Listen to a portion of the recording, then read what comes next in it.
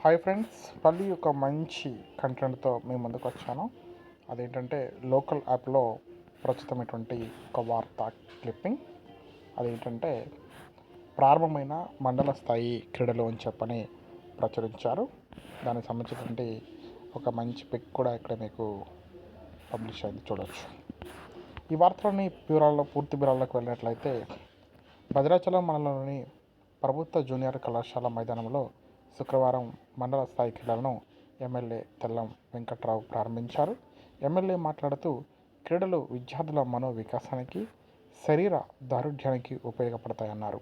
అలాగే విద్యార్థులు చదువుతో పాటు క్రీడలలో మంచి నైపుణ్యం సాధించి దేశ భవిష్యత్తుకు తోడ్పాటు అందించాలని ఆకాంక్షించారు.